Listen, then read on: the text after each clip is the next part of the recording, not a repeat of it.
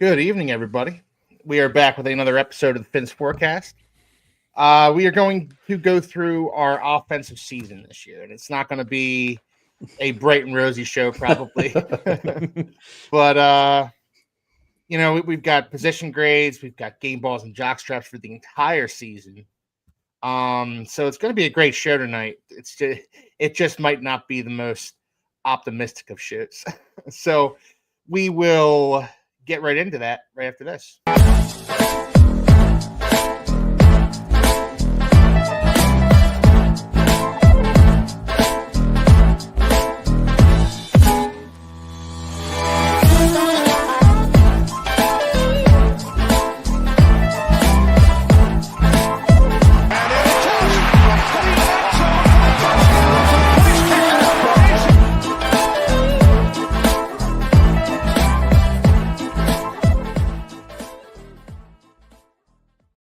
Man, I love that intro. Yeah, that's a hell of an intro. Absolutely. It's a banger. All right, so how we doing tonight, guys? We're into our second full week of the off season now. The playoffs have started in the NFL. The Dolphins are obviously not a part of it, and a big reason for that was our offense, and we're going to get into all that tonight. So, first and foremost, just gauge how you guys are doing. Josh, I know you've seen better days. How you feeling tonight, man? Yeah, you're getting progressively better day by day.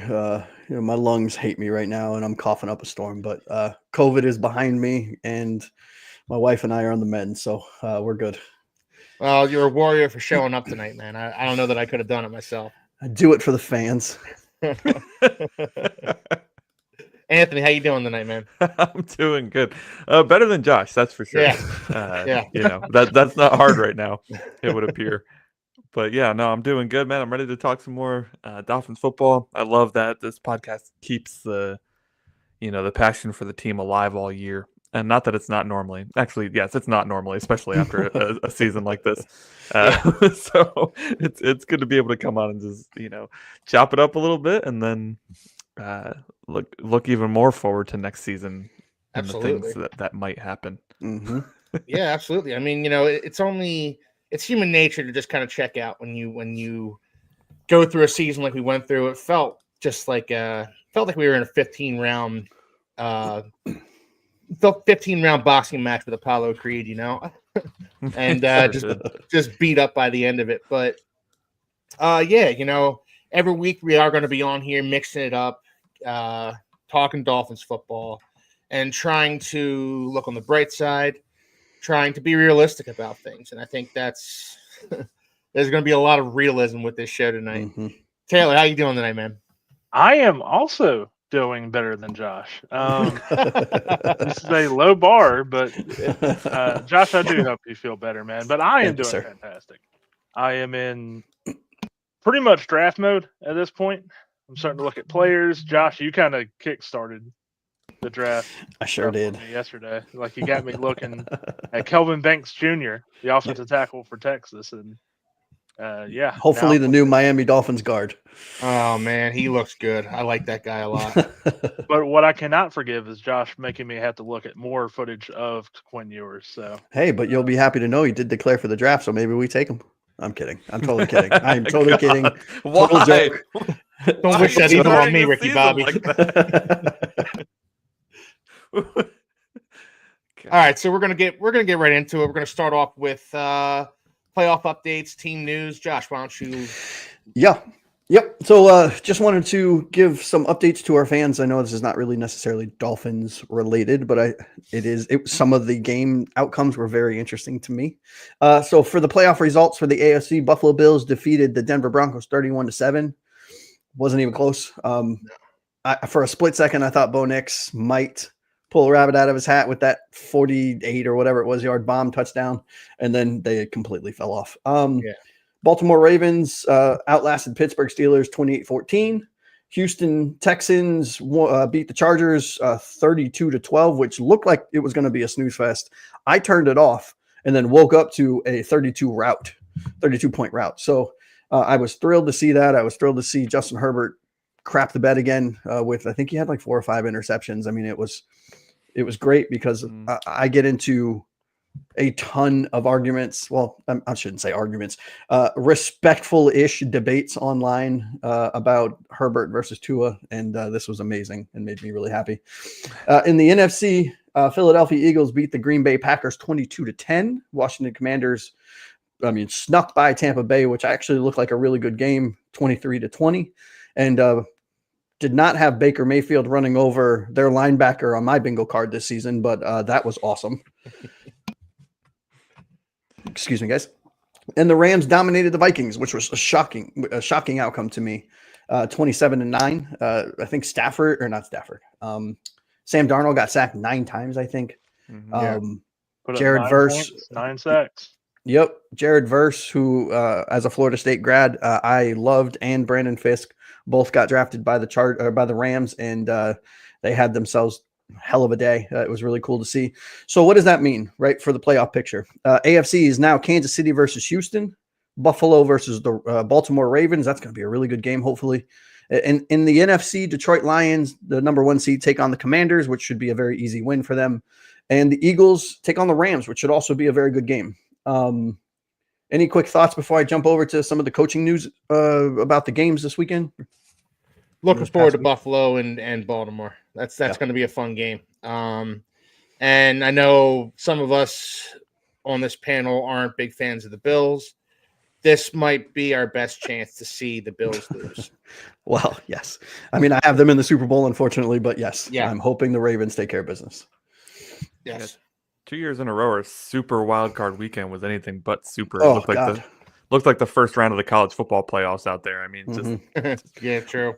Awful. Well, I think I read somewhere, and guys, correct me if I'm wrong, that they're looking at, or at least in discussion, to review how they seed. So, like, division winners aren't automatically the first 4 slots. Yep. They might do it by record or something. That should be really interesting.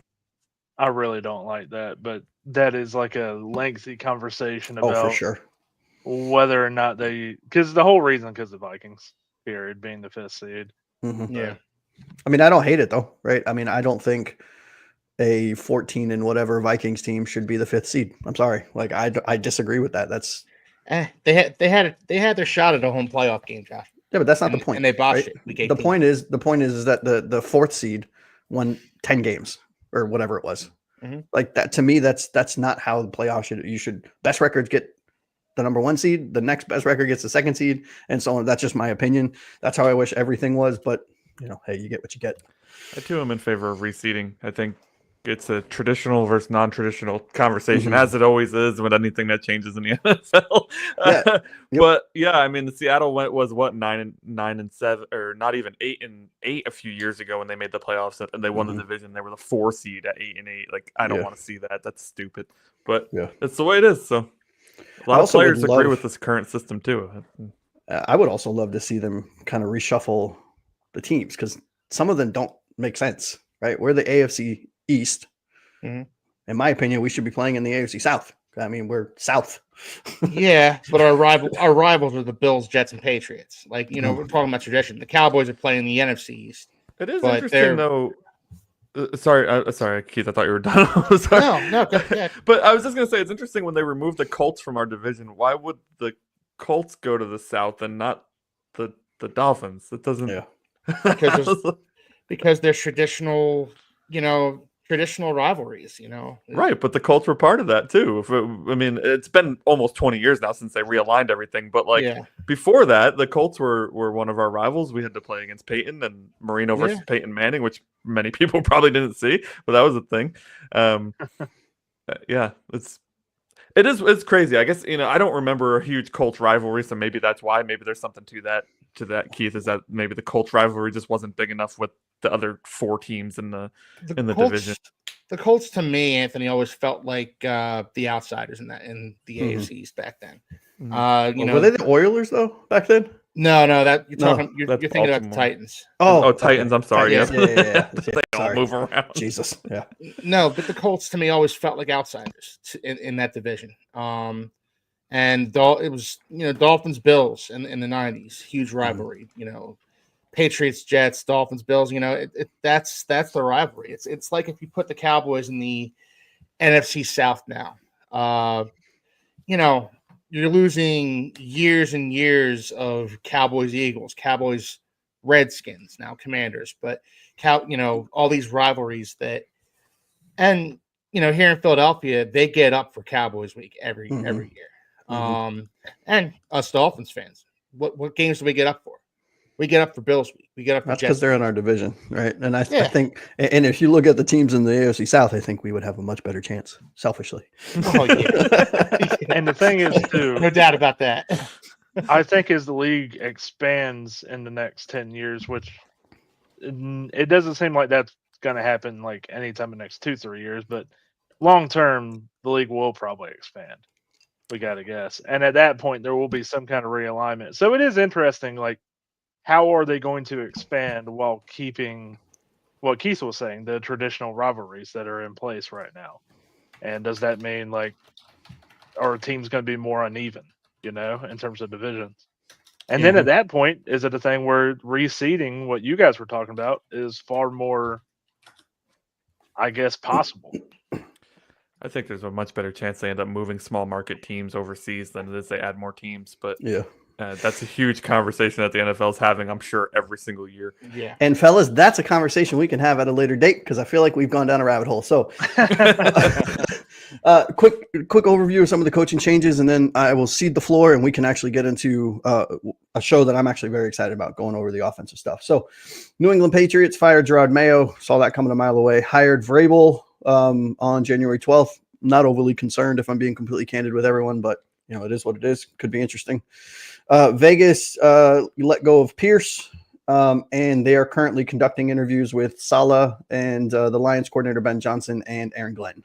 So that'll be interesting to see who they kind of land on. Jacksonville Jaguars released Doug Peterson. Saw that coming a mile away too. Should have happened 2 years ago. They are currently interviewing Ben Johnson as well and Robert Saleh as well. The Jets fired Saleh on October 8th and Joe Douglas on November 9th. Excuse me, guys. Sorry about that. They had interviews with Vrabel and with the Falcons GM, Thomas Dimitroff. It looks like, fellas, get ready. Grab onto your seats. Hold on to your wigs. That they've landed on Brian Flores. Now, nothing official has come out.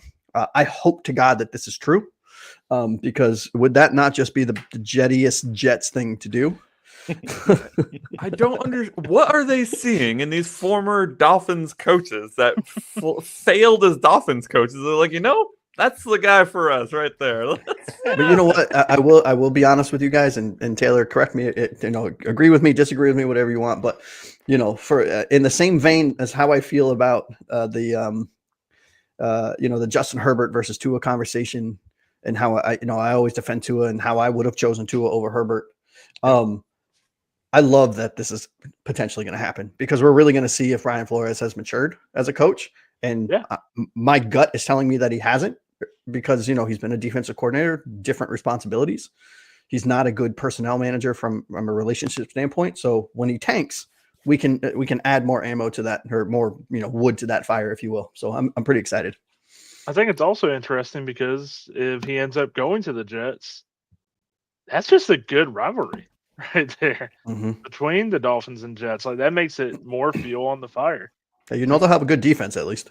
There's still nothing better than the Adam Gase press conference when he was interned as the Jets head coach. Where he looks like a Roger Rabbit villain. Like, dude's eyes popping out of his face, was looking all around, like he's not moving his head though. His eyes are just going. Yeah. What is happening? It was amazing. The That's New Orleans concerning. If you were a Jets fan at a time. The New Orleans Saints released and dismissed Dennis Allen on November 4th. They are interviewing candidates such as the Eagles offensive coordinator Kellen Moore. I don't know why. And Giants assistant head coach Mike Kafka. Sorry, can't read. And Seattle fired their offensive coordinator after one season, following a 14th place finish in total offense, and they are on the hunt. I do know that the Cleveland Browns interviewed Darrell Bevell, and they opted for some guy I don't remember, so I'm glad. Hopefully he stays with us, because he's one of my coaching man crushes, if you will. So there you go, fellas. I will cede the floor. Thanks for listening. Patriots hiring Mike Vrabel. Don't understand the hire. Didn't understand the Mayo hire. If you're going to turn the page for Bill Belichick, turn the page. Completely turn the page. Don't hire a Bill Belichick disciple and Gerard Mayo. Don't hire a guy who played for Bill Belichick and Mike Vrabel. If you're really trying to purge yourself of Bill Belichick, go in a different direction. Absolutely purge yourself of everything Bill Belichick. Don't understand the hire. The Jets hiring Brian Flores, that would be, yes. Imagine the thoughts. Exactly. Thank you. So, yeah, that's all I really have to say about the coaching hires so far. Wherever Ben Johnson goes, that's the best hire of this offseason. Not even close. Yeah. I don't know. Aaron Glenn seems pretty close to me. Okay. One I of like the Aaron greatest, Glenn too. one of the greatest images of this season was Aaron Glenn just chilling on the sideline on the bench as his defense was smoking the Vikings week 18. Yeah, and I think Aaron Glenn actually wants that Jets job because he played for the Jets when he was a player. I don't want that to happen. Yeah, go to the Saints. Come on, Glenn. Just head over to the Saints away from the AFC East. I am very much interested in what's going on with this Mike McCarthy, Mike Tomlin rumor mill thing going on here with Tomlin maybe being traded and hell, Stephen Ross, I just have to tell you right now, if somehow, some way Mike Tomlin becomes available, please pull the trigger. No, guys, we can't talk about this anymore because there is a segment later on in the show where this actually comes up. What segment could that be, Josh? Takes from the deep end, fellas. All right. So, with that being said, let's move on to our offseason, offensive season in review. Sorry about that. So I'm going to first start off by just kind of previewing this by saying, just tell me what worked. Tell me what worked. Tell me what didn't work. I know there's a lot of things that didn't work. That's a much longer conversation. But what worked for the Dolphins this year? Because at times the Dolphins offense looked pretty good. Probably not for whole games, but for sections of games, for parts of games, for certain drives, especially when Tua came back from his concussion. The Dolphins offense seemed to start to hit its stride a little bit. So, Anthony, I'm going to start off with you. Just tell me what you thought worked. One thing, all the things? What do you want? Give me one thing that you thought worked. Yeah, I only had 2 things on my list. So that's okay. Fair enough. All right, then give me both of them. Why not? That's hilarious.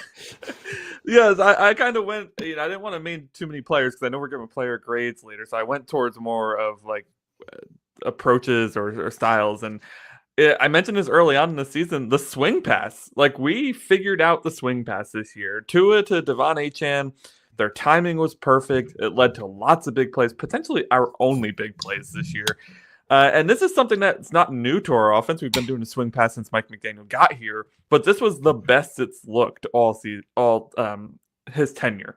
All right, the timing being perfect on that play is so vital because if Achane can catch that ball at full speed, he's not getting touched for at least until he gets a first down most of the time.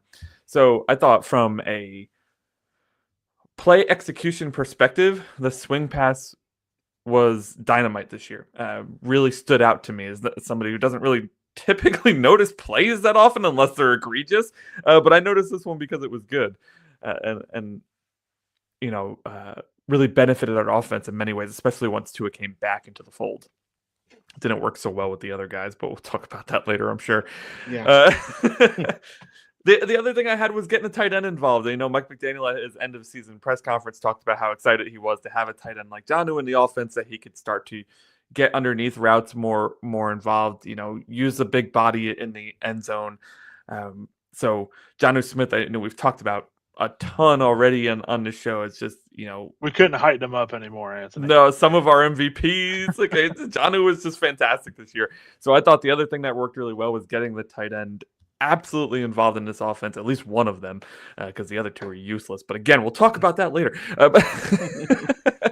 But those are my 2 things that really stood out to me as things that worked in this offense, and my list for the other side was much longer.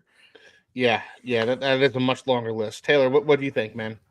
I'm going to try to keep it brief, and I think that's why this segment works so well, is to set the table for what's coming next. Yeah.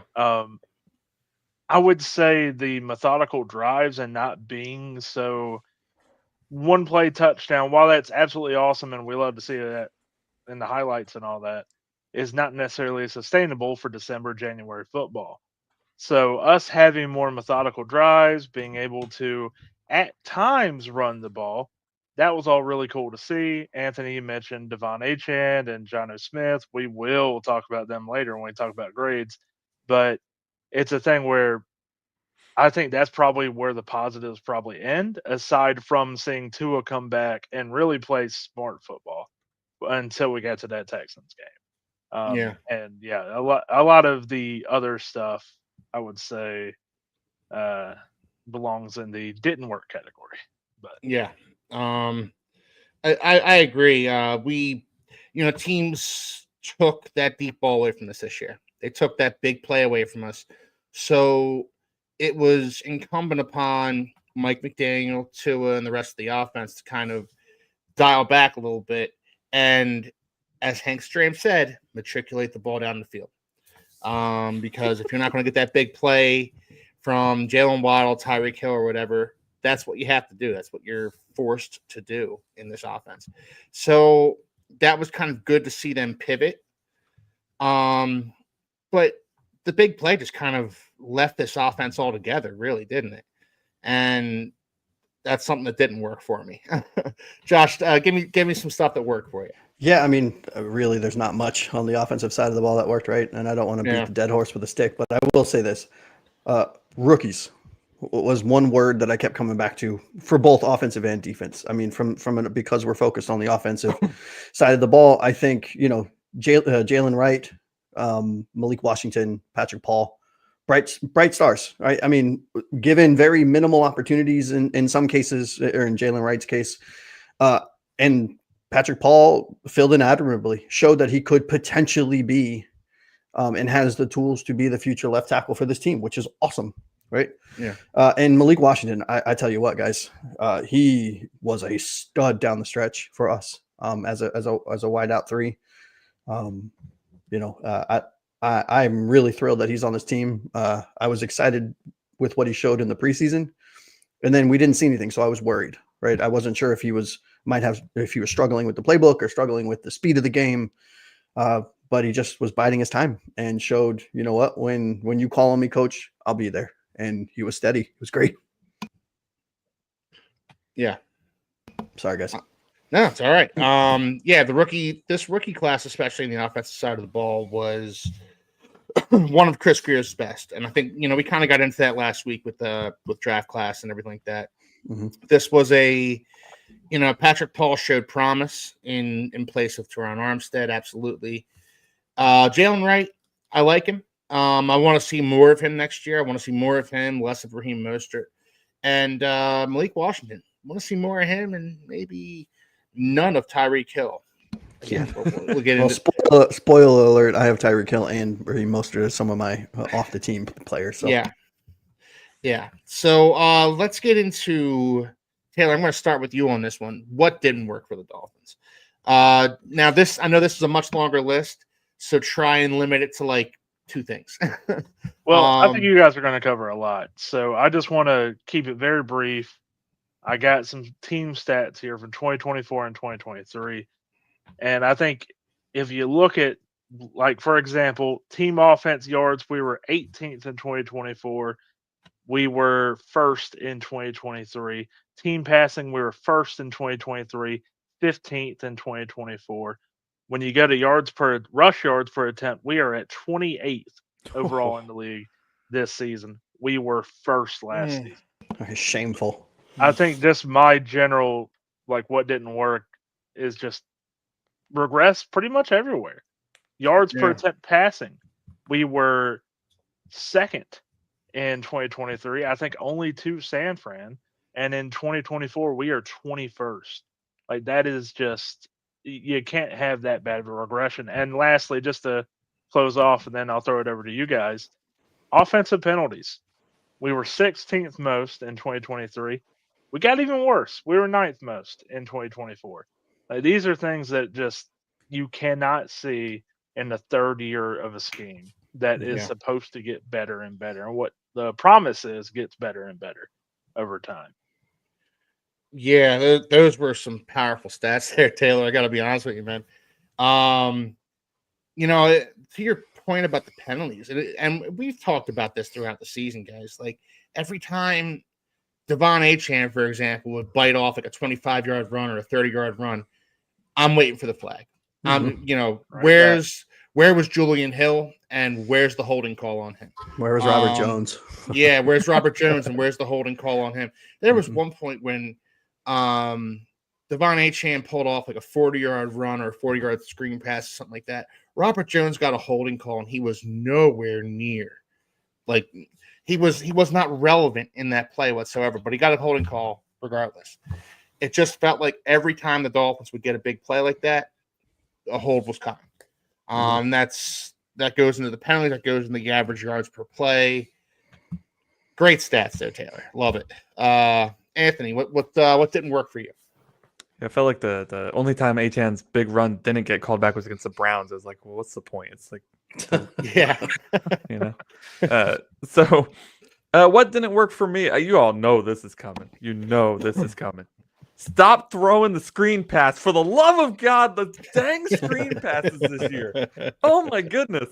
There's no such thing as setting up the screen in Miami. We use the screen to set up nothing. I don't know what we use it for. That was just it. That was it. We didn't use it to do anything. We just used it. That was the offense, the screen pass. Oh, my goodness. I couldn't even, I cringed thinking about it. I know the second play of the game. Here comes a screen pass to Jalen Waddle probably, and he's going to drop it. Spoiler alert. It's just, it drove me crazy all season long. Screen pass here, screen pass there. 3rd and 1, let's throw a screen pass. Oh my God, geez, I'm losing my mind. Okay. It was always the two screen passes too. It was either the bubble screen to the wide receivers, Tyreek or Waddle, or it was that screen pass to Achane where he'll cut inside of whoever. Oh yeah, like usually. The Which, by the way, route. I actually kind of like that play design. I just wish they would have cut out one of these times. Yeah, I wish they also would have not always had Julian Hill trying to block the defensive end on those plays because he sucks at everything that he does. That was kind of the crucial problem, but which brings me to my second point and why I mentioned the screen pass first. I mentioned the screen pass first because the screen pass didn't work all season long. Yet, we kept running it all season long. And when asked about it, Mike McDaniel said, no, the screen pass works. People just weren't doing their job. No, Mike McDaniel, screen pass didn't work because either you didn't have the personnel to run it, I don't know, or maybe they weren't trained to run it well enough, or perhaps they weren't executing. But it's your job to adapt, and the lack of adaptability from this coaching staff is my second point. Inability to adapt to anything on offensive side of the ball. I mean, a backup quarterback comes in, all right, let's adapt. Nope, let's run the same thing that we were just running with our starting quarterback, who is the most accurate quarterback we've had ever, maybe. The screen pass isn't working. Oh, let's go to a more traditional offense. Nope. Instead, we keep throwing more screen passes. Nothing this year from the offense really drove me more crazy than the fact that we just kept trying to beat that horse no matter how dead it was. It didn't matter if it didn't work. Mike McDaniel's overconfidence in his system and in his guys led to our demise this year. I mean, there's no other way to put it. Look at those numbers Taylor just threw out there. From 1st to 18th, 1st to 21st, 1st to 28th. That is a complete and total lack of ability to adapt and to self-scout. Everybody else scouted you and knew what you were going to do this season, and you were unable to make any adjustments to that. And ultimately, that's why we ended up 8-9. Sure, some of the players didn't execute. Sure, we had a lot of injuries.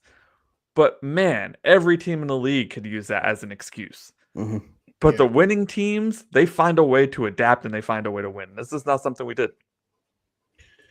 Yeah. Well said, Anthony. That was perfectly said, actually. Yeah. All right, and that's the show, ladies and gentlemen. No kidding. I'll be honest. I don't have anything to add to that. It's just you're right. We just didn't adapt the screenplays. And the thing is you can't. You throw the screenplay as many times as they throw it, the other team's going to expect it, and they're just going to sit on it, and that's what you would see. They would just. I knew this was going to be a hard show. This So this hard, is, dude. That's okay though. now- It's okay though. Look, the good news is in a lot of the cases it can only go up. Right. Yeah. So To I'm a be a silver little lining kind of guy. I threw out those stats about how we regressed. You look from 2022 to 2023. Obviously, I don't have to like throw it out there. There's a lot of progression there. We went from like middle of the pack in a lot of areas to like 11th and 10th to being like first and second in a lot of ways. Do you think it's because McDaniel started feeling himself though? Like, look at how he came No. into the season. He's all doped out in like gold chains and gold watch, and he's got these new glasses that are probably diamond plated or some crap, right? He's looking like a drug kingpin in Miami coming into this season. Like, he's really feeling himself this year. I wonder if that played a part. I think a big part of it, honestly, is that I mean, and maybe I'm giving McDaniel too much credit here, but I think, and we're going to get into this with the offensive line grade, so I'm not going to try and spoil anything, but the offensive line regressed even more this year than what it was last year. You lose Robert Hunt, you lose Connor Williams, you lose Isaiah Wynn, lose Austin Jackson, which is the reason our run game was just shut down completely. Yeah, and then Teron Armstead, had his usual string of injuries. Well, but he played the most games that he's played as a Miami Dolphins this season. Yeah. So I mean, and he was amazing when he was in. Absolutely. This has everything to do with personnel, in my opinion. Yes. And that is where I think Mike McDaniel crapped the bed. Well, yeah, and I think that's where Mike McDaniel, Chris Greer, I think they all crapped the bed, but I also think you throw screens because you don't trust that you can have a downfield passing attack with an offensive line like this. And that's what's confusing to me, though. Last year, we had the number one offense or number two offense. We were number one in yards per attempt. We were number two in yards over 15 yards. We were number one in throws over 20 in completion and number of throws. And Tua led the league in quickest release. So there is no reason, and this is where, and I know we've talked about it on the show, this is what was so frustrating and so confusing for me this season. Tua shows he can throw the ball. You can have a down the field offense with a bad offensive line with Tua behind center because he gets the ball out fast. He throws it up, and we have Ferraris on the edge. And for some reason, Mike McDaniel overcorrected. That's what it seemed like to me. It did not work in the first 2 weeks. So he's like, oh shit. We have to scrap all of this and scrap what worked last year and not fine tune it. We're just going to stop it all together. And we're going to do screenplays because that's what I feel comfortable with. And that's what is confusing to me with him. It's like he did a 180, overcorrected, and said, you know what? I don't have faith in everyone. This is what we're going to do. And it didn't work. Yeah. And what the offensive line is adapting to what they had. Hey, we don't have the offensive line for a traditional get back there, throw the ball offense. So it's, hey, Tua, get the ball out quick to the Ferraris on the edge. And it worked. What really boggled my mind, and Anthony, I think you made really good points, is like, it's like McDaniel was just stopped doing what was working. And what brought him to the dance as not only a great offensive, not play caller, but a great offensive mind at San Fran with Kyle Shanahan. And now he's just, I think it's a great way to put it, Josh, he just overcorrected. And now he's going to the tight end, the screens, the running back, and you're sitting there going like, how are Waddle and Hill not getting yards? Because even bad teams get production out of great players. No offense to the Cincinnati Bengals. The Bengals probably should have made the playoffs this season. They absolutely crushed it. They were not a good team, though, in a lot of ways, and they had a ton of production from their quarterback and wide receiver. Yeah. And bad teams still get yards. And what's confusing with that is you use, and this is something, Anthony, you alluded to, you use the screenplay to set up those kind of plays. The problem is we use the screenplay to set up more screenplays. It was so confusing to me, Absolutely. And I do think, sorry, Keith. No, go ahead, Josh. I do think for me, the one thing that hasn't been said that didn't work is really accountability across the board, right? There was none at all. You could point to David Long Jr. Okay, we released him because he didn't play well. Okay, that's when you look the locker room. Seemingly, granted, I'm not in there. We're not in the locker room. We're not media, so we don't have contacts, if you will.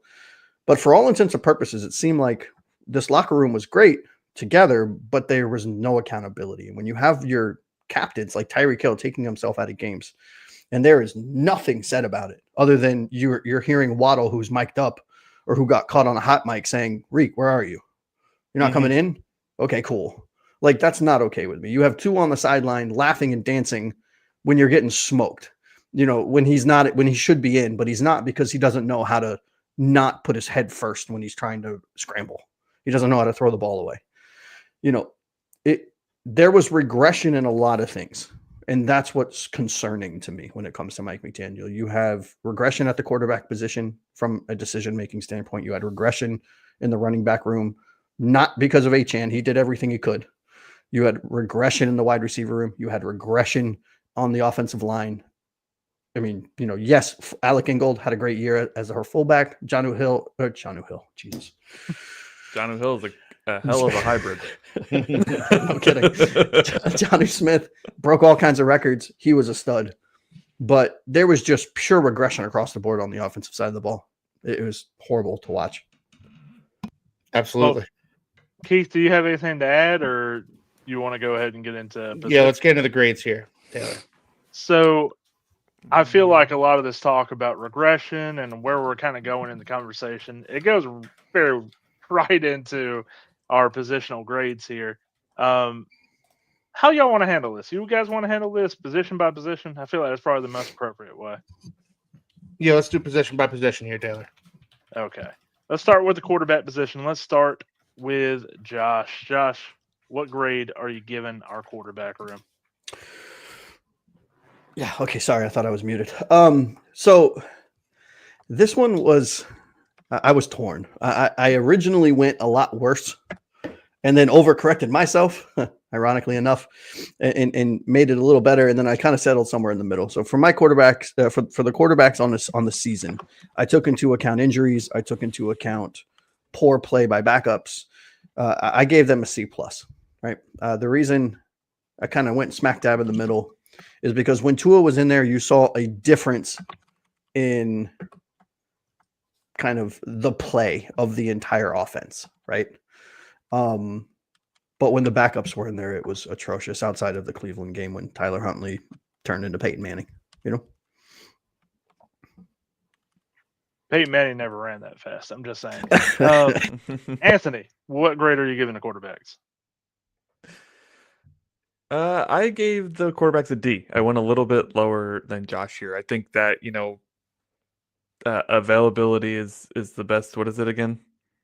Whatever that saying is. Availability, or the best ability is availability. There you go. That saying that we quote a lot, even though I always forget the quote.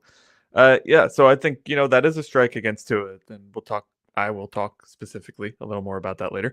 But yeah, the quarterbacks in general was just a really, really bad room to watch this year.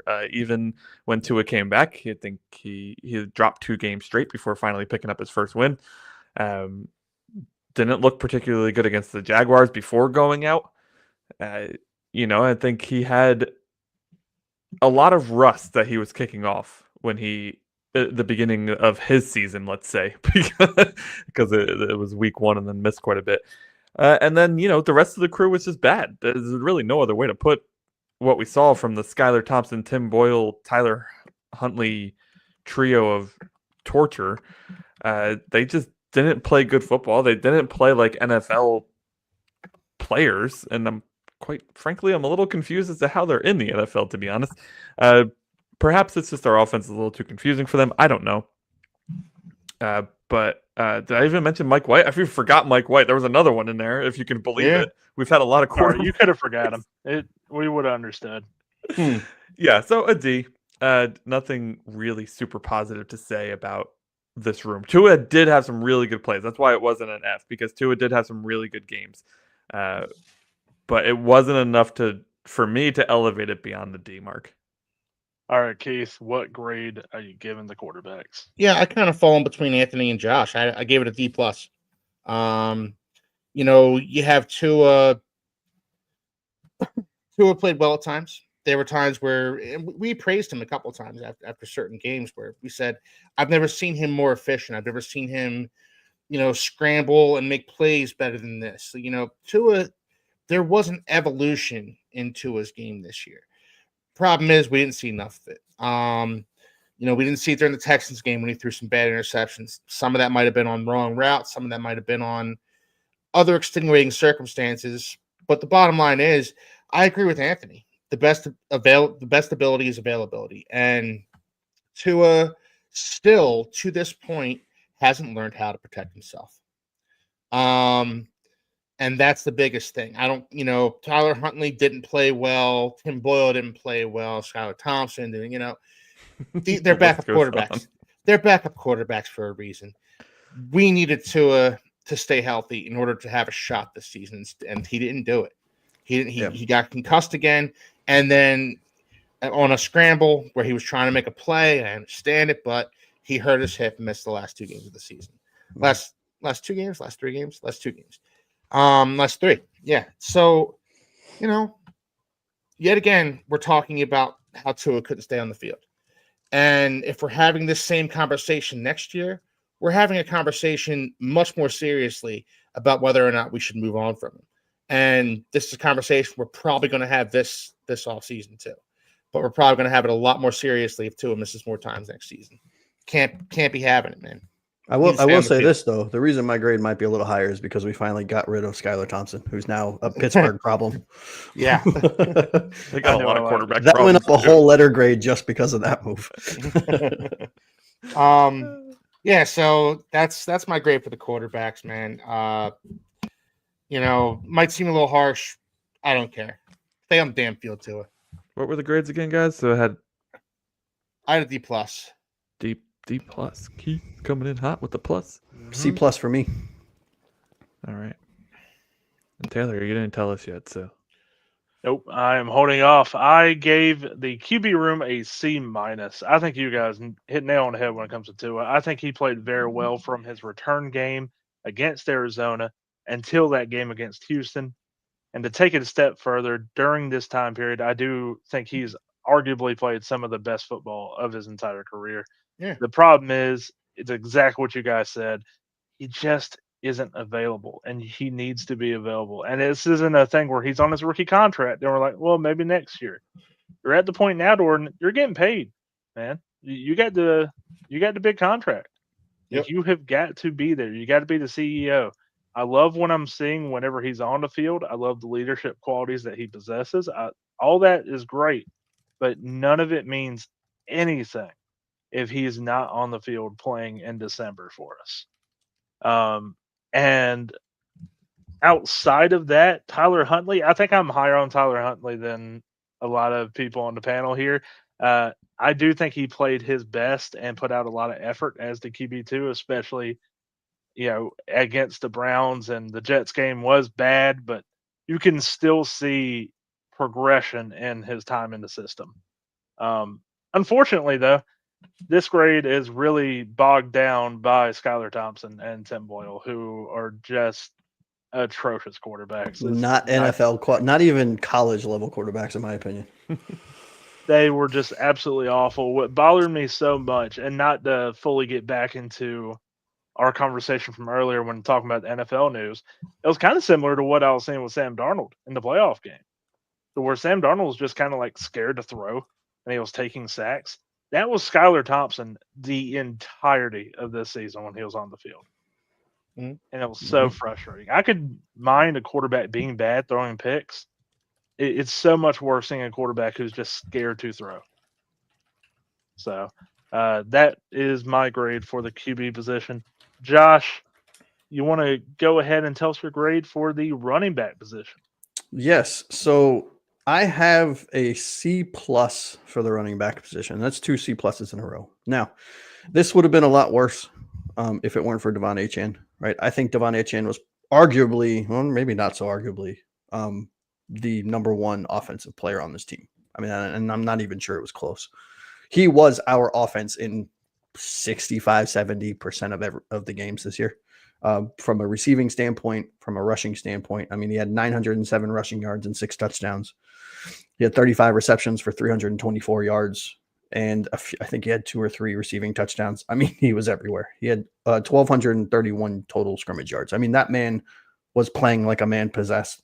And would have had over 1,000 yards and probably close to 500 yards if it weren't for all of the holding and penalties that pulled back a lot of his big plays. So, I mean, outstanding. I started off as a B-, but the play of Mostert, Wilson, and the lack of opportunity for Jalen Wright, which led to limited production, really kind of drug it back down from a B- to a C+. Anthony, what about you? Yeah, for the running back room, I gave them a B, actually. I thought that Devon Achane and oh my God, how do I forget the fullback's name? Alec Ingold. Alec Ingold, thank you. Devon Achane and Alec Ingold, I thought played well enough to lift up the score here for this one. Achane 1,500 yards and 8 touchdowns or 9 touchdowns, whatever it was, is absolutely magnificent. Ingold, he missed like 2 or 3 games, and we were really feeling it. Now, we never really got back on track after Austin Jackson went out, but I thought Ingold was just so good at his job. Like as a lead blocker, hitting the hole, taking out the linebacker, he did it perfectly. I don't know how fullbacks get voted to the Pro Bowl, but he didn't, sadly, and I think he really deserved it. Jalen Wright, I didn't see enough from. Mostert had signs of flashes of greatness that we saw last year, but overall had a very disappointing season with the fumbles, getting taken out, all that jazz. And Jeff Wilson Jr. was on a milk carton for most of the season. So I think that's how I landed at a B. Just kind of, it wasn't great, but it wasn't. I think it was still above average. Okay, let me. Sorry, and I don't mean to chime in here. If we're combining fullbacks and running backs, because I separated them, my grade averages out to a B-. Sorry. Oh, yeah, I wasn't sure if we're separating them or not. Nope. Let's go with we're not. So B- for me for the running backs. Then I apologize, fellas. Oh, good man, Keith. What's your grade for the running back? I have a B- as well. Combining fullbacks and running backs. What can't be forgotten here is that Raheem Mostert had 2 huge fumbles in 2 separate games that probably cost us those games. That fumble against the Bills game made me want to jump off a friggin' bridge, and that fumble in the Colts game was equally. And Alec Ingold, had a fumble in that one as well. Devon Achane, awesome. He was awesome all year long. He was rock steady for us. We need a power option to go along with Devon Achane. We need a power option so badly. We need a Chris Brooks, if you will, to go along with Devon Achane. That's not Devon Achane's fault. But the running back room does take a hit because Raheem Mostert, as great as he was in 2023, he was not great in 2024. He looked every bit of that 31, 32 years old that he is now. Alec Ingold, again, big fumble. Jalen Wright showed flashes, but for the vast majority of the year, he was kind of unexplosive, didn't show a lot of vision. Want to see him get coached up this offseason. So without Devon Achane, we're talking about like a D- F type of grade here. With Devon Achane, he brings him up to a B- because he was really good all year long. I'm going to give this room a C. And Devon Achane is the only reason I think I'm not giving this a D+. He had nearly 1,500 yards from scrimmage, and he did miss a game. He went out with a concussion against, I think it was the Patriots. Alec Ingold, you guys talked about the injuries and how our offense suffered. And honestly, when he came back, it was still a thing where, I don't know, there was just something off about him this entire season. Raheem Mostert, there's a lot to be said about his season, whether that be his age or the scheme just not being a thing where he fits in for some reason. I did have a major issue with this possibly being his last game ever, or at least with the Dolphins, and he got a handful of carries against the Jets when we really could have used some fresh legs in there. Jeff Wilson Jr., I don't know who said it, but somebody said he was on a milk carton. That was a perfect way to describe him. He was absent the entire season. And Jalen Wright, you guys were higher on him than I was. I kind of was pretty disappointed. Aside from a few carries and a few good games, against New England, he had 13 carries for 86, and against Indy, he had 5 carries for 33. Aside from that, he just didn't really do a whole lot with the carries he had. I'll add some context to that if you don't mind. No, go ahead. I think largely my grade was a little looser on him because he's a 4th round rookie. I didn't expect to play this year. I thought that Mostert was going to return to form, and Achane was going to take a step up, and Jeff Wilson was going to be involved. So I approached it from the perspective that I didn't expect anything from him, and I got something from him. Yeah. I will say this though, I bet you they regretted letting Chris Brooks go, who was one of my main crushes on this team. For Salvin Ahmed, who they ended up cutting like just shortly after. Unbelievable. Yeah, they ended up cutting Ahmed anyways. And I'm not saying Wright is a bust, by the way. It's just that his rookie season, considering like my personal expectations for him, because I was very high on him coming out of Tennessee, it was really high. If you go back and watch some of the film on him, he missed some holes, which you expect from a rookie. That's fine. But you want to see a progression there in year 2, and we'll see. I'm not opposed also to the Dolphins getting another running back, whether that be a power back or somebody to eventually be the RB1, so Achane could do more wide receiver stuff. But that's a conversation for another day. I want to now get into the wide receivers. Josh, I'm very excited to hear your grade for wide receivers, man. Yeah. So mine was a C- for them. Tyreek Hill, 81 receptions, 959 yards, 6 tuds. Jalen Waddle, 750 yards, 744, 2 tuds. Malik Washington was probably the shining star of this room, even though he only had 223 yards. I thought he had all of those in like 4 games. This was a disappointment across the board. I think every single player, I mean, we have close to $40-something million between 2 players who are averaging 30, 40 yards a game. I mean, it's just something that it can't happen. And now arguments can be made. Well, the coaches are the ones that, Mike McDaniel's the one that drew up the schemes. He's the one that called the plays, which were 90% screens and bubbles and 2-yard ends. So what are they supposed to do? Okay, great. Well, but Tyreek Hill also dropped like 15 touchdowns this year. Jalen Waddle, for some reason, still cannot figure out how to keep his feet on the ground when a ball is coming at him, which infuriates me, because if he would just learn to do that, he would have so much more yards after contact. Do you think when Jalen's playing catch with his like little kids that he jumps up to catch the ball when they throw it to him? Yeah, okay. I just think that's what he does. I don't think I've ever seen Jalen Waddle catch the ball with his hands. It's always the body catch. Too. Yeah, he jumps and he does this, and in the few times, and I know Taylor, you were joking, but the few times that he does catch it outside of his body in stride, and we all know Tua can throw the ball. He puts it where it's supposed to. Yeah. If Waddle would just keep his damn feet on the ground, he would have probably mirrored Hill's season this year for the limited production that he had. I don't know. It was just bad all around. C- for me. You have players like River Crickcraft who I'm a fan of, but can't stay healthy. D. Eskridge, okay, what did you expect from him? Hopefully nothing, because he was a special teamer. Grant Dubose, prayers out to his recovery, but he's a blocker. Okay, bye. And Robbie Chosen, bye. So C- for me. Excuse me. Anthony, what about you?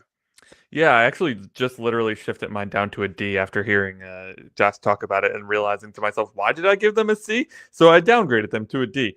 The Odell Beckham Jr. experiment was an absolute failure, which I actually called in the preseason. So listen to us this preseason. I'll tell you who's going to be bad. And our 2 stud wide receivers were not even average this year. They were below average. If Jonnu was in this group, which he's not, they may have actually had a prayer, but they don't, because none of them did anything. It was a crap season for a crap group of wide receivers. Malik Washington coming on at the end of the season was the only bright spot for me. Yeah, I mean, here's food for thought, guys. Ready for this? Tyreek Hill, who made 30-something million or whatever it was this year, 959 yards. Jonnu Smith, 884 yards. There needs to be a 1 in front of Tyreek Hill's number. Making the vet minimum probably for Jonnu, too. So, I mean, it's just a failure all around. Keith, what about you?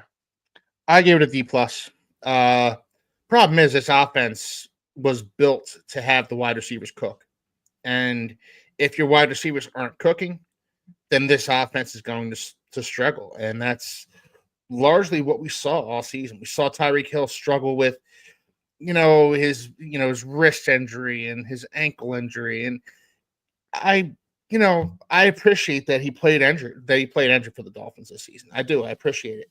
But your wrist injury caused you to run the wrong route on two of his interceptions against Houston. Jalen Waddle, wasn't really injured all year, but dude was the invisible man. We were talking about it before the show started. He was my 4th round pick in fantasy. And this isn't me being salty because he was my 4th round pick, but he was a complete bust. He was a complete bust. Towards the end of the season, he was a guy that I couldn't even put in the starting lineup.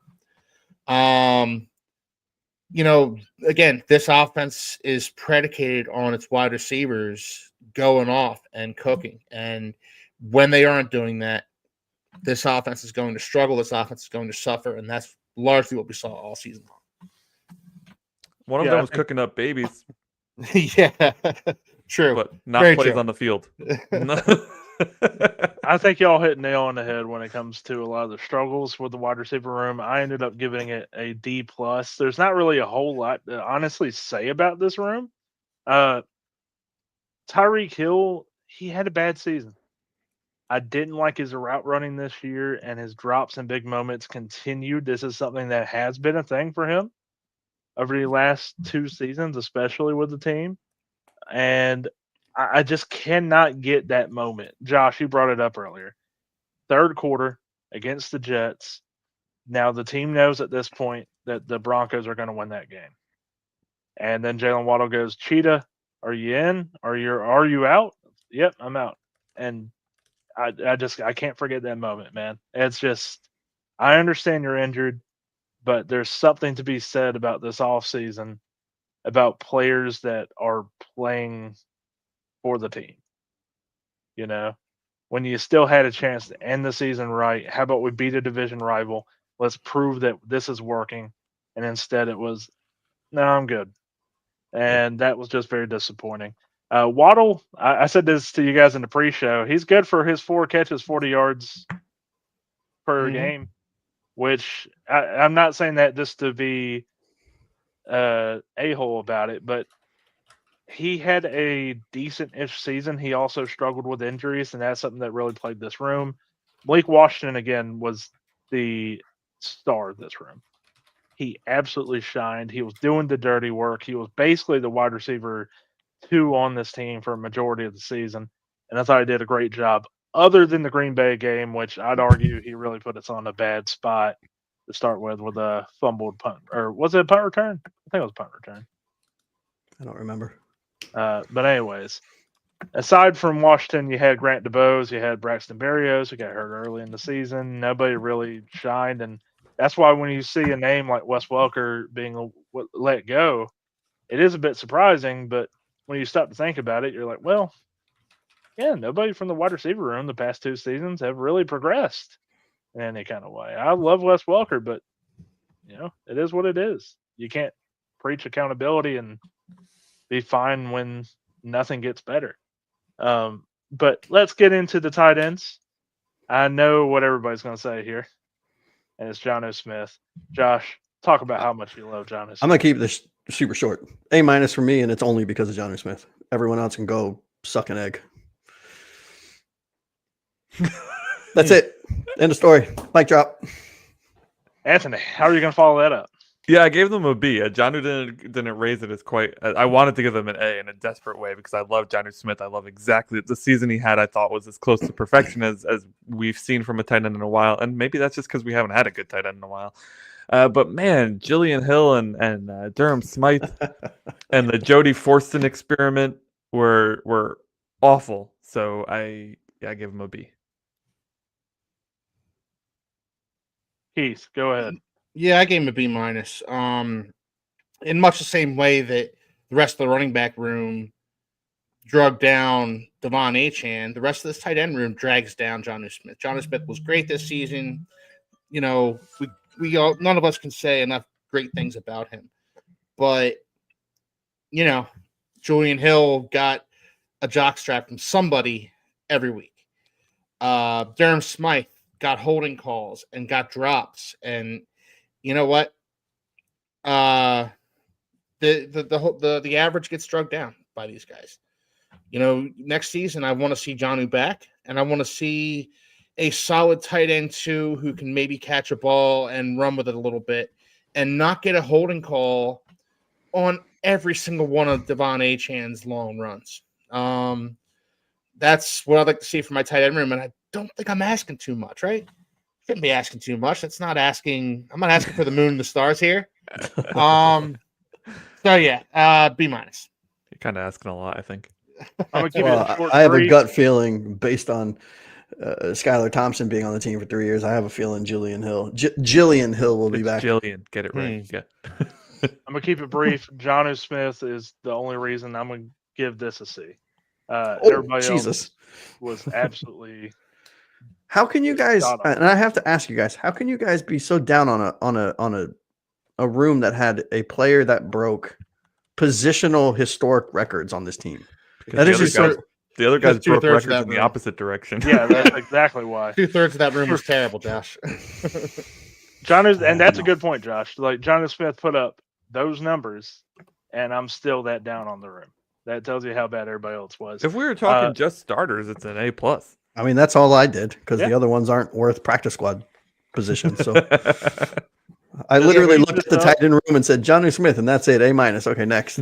To speed this up a little bit, I'm just going to combine the entire offensive line because honestly, at a certain point, I mean, what is there to really say?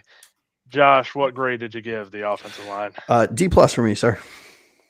I thought there were some bright spots, right? I thought Armstead played the most games he's played as a Miami Dolphins this season, and when he was in, he was probably a top 3 player on this team. I mean, he still has it when he's in the game, right? But the question is always when. I thought Aaron Brewer killed it at center this year. I was hyped for him when we signed him. I mean, yeah, he had some snap issues. Do you blame him? He had 5 different quarterbacks this year, right? I'm not going to hold that against him. And he did what he was supposed to. He came in. He was great at peeling off. He was great at downfield blocking. I mean, it's exactly what you want in this scheme for a center. And Austin Jackson and Patrick Paul kind of rounded out the group, right? I mean, those were kind of the 4 bright spots. Everyone else, all of our guards were horrible. I mean, absolutely atrocious. And our backups are not feasible NFL backups in the NFL. They are, our number 2 or number 3, I guess in this case, offensive tackle really should be our number, our number 5 or number 6.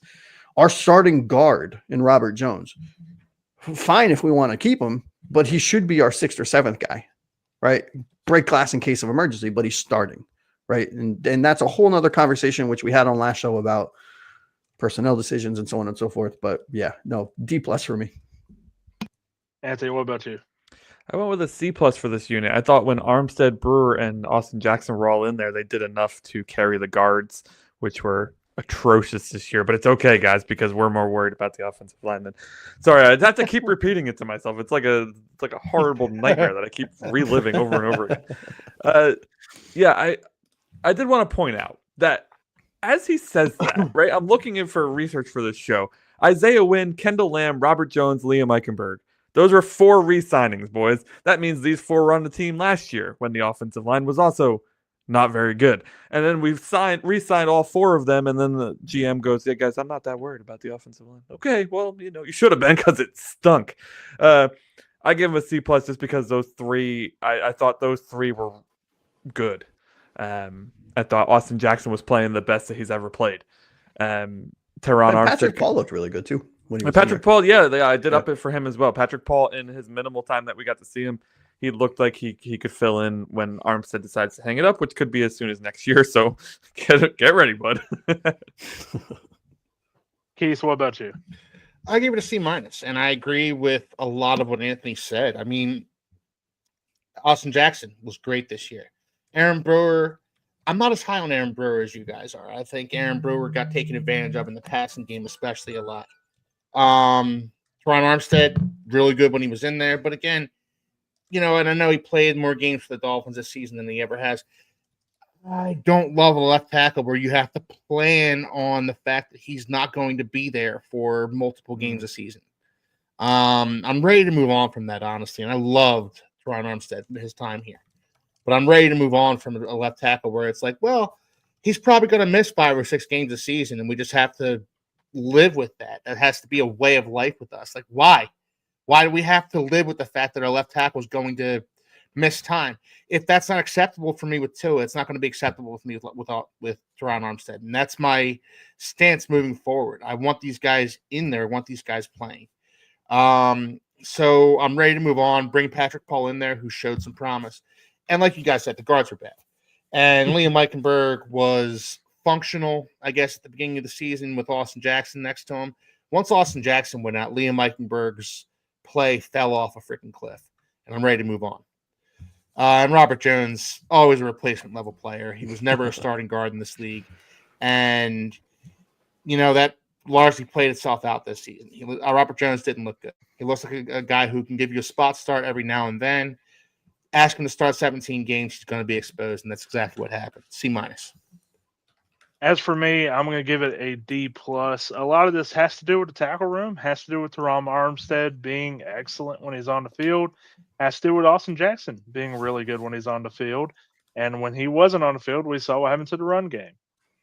Getting into some of the other stuff real quick, Kendall Lamb, I actually think he was a pretty reliable swing tackle for us, especially considering he wasn't supposed to play as much as he did. So props to him. I do wish your retirement year went a little better for you as a backup player, but at least he got some reps in Miami. The less I say about Jackson Carman, better. So I'm just going to ignore it. He existed. He annihilated him after his first ever game. He got my jockstrap. Yep. But in my defense, he was really bad. Oh, He it was was really bad. It would have made more sense not to just put him, just play a man down. Yeah. Patrick Paul showed promise, I think. I still have some issues when it comes to his speed. He kind of looked a little lost at times, but overall, he has the tools, and he was asked to do a lot this year that I don't think we were really expecting him to do. So I'm more than impressed with what he's got. The guard positions were absolutely atrocious. I would give them an F. Like, if it was just separate there. You guys said it. Robert Jones, Liam Eichenberg are not starters. Lester Cotton, who is the backup guard, is not even – I mean, I kind of get it as developmental guard. He's got the size for it. He's got the strength. But we don't have the talent for it. And lastly, Aaron Brewer. I'm very high on Aaron Brewer. I thought he had an exceptional season. But I do agree, Keith. I think he did struggle a bit in the pass game. I just can't get over him running dudes over. Like, it was just really cool. All right? There's no other way to put it. Well, I want him back, Taylor. I do want Aaron Brewer Well, back. I think we signed him. He's on a 3-year deal. I think we got him. Hey, Yeah. I'm And all he fits for his it. game. He fits his game very, very well. And also, he can move so fast to get Absolutely. blocks. And with better guard play, Aaron Brewer's going to look even better. So you put a couple of NFL caliber guards next to Aaron Brewer, and they'll help him out in the passing game. Aaron Brewer is going to soar. He's going to look amazing. It's just he was left on an island too often this year by Robert Jones for the most part, and he's not going to win against an Ed Oliver. He's not going to win against a Quentin Williams. Not by himself. That's not how he's built. That's not how he's designed. But again, if maybe Robert Jones would have given him a hand, he might have stood a shot. Maybe a handshake. Anthony, I think you got our combined grades. Yeah, so combined, guys, we ended up with a C- for the quarterback position, a B- for the running back position, a D+ for our very expensive wide receiver room, a B for the tight ends, and a C- for the offensive line, which I'm sure fans are going to have a problem with. I'm Yeah, kind it's of a little happy high. with that. Yeah, that's a little high for me, guys. I mean, I gave him a D. So Other than the offensive line, I'm kind of happy with those combined grades. no, they all make sense. The Yeah. scary part is our wide receiver is D+, and it's the most expensive position on our entire team. I mean, that's a problem. Yeah. Absolutely. So give us your grades down in the chat, in the comments below. We would love to hear what you guys think. Why are we extremely wrong about these grades, and what is the actual grade that you would give them? Or extremely right. Oh, well, maybe we were extremely right. I doubt it. I mean, Yeah, no, when The are we fans ever are wrong, most Anthony? certainly smarter than us. Yeah. The commenters have the one up on us for sure. Absolutely. All right, boys, you ready for the what is it? The greatest segment in something in something sports history. media history. Come on, guys, get your shit together. Let's do it. Game balls and jockstrap.